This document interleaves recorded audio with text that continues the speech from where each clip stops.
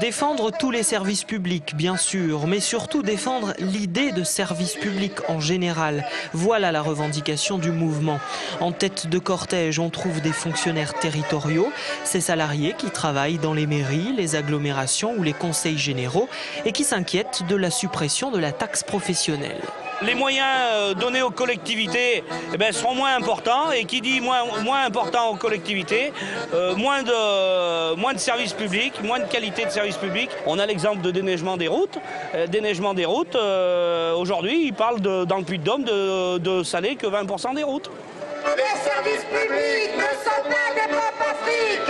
Les services publics ne sont pas des pop Afrique. D'autres services publics sont représentés dans la manifestation. L'hôpital, la poste, la recherche, l'archéologie et surtout l'éducation nationale.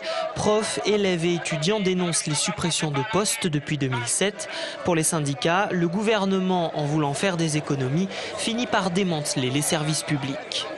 Si des réformes il en faut, en tout cas ce ne sont pas ces réformes, qui sont plutôt des contre-réformes. Et à l'opinion publique, on leur dit aussi, soyez avec nous. Les services publics, on en a besoin dans une société qui historiquement s'est basée sur les solidarités en France. 1300 personnes selon la police, 3500 selon les syndicats. Quel que soit le chiffre exact, la mobilisation d'aujourd'hui à Clermont est conforme aux attentes des organisations syndicales. D'autres manifestations du genre sont à prévoir dans les prochaines semaines.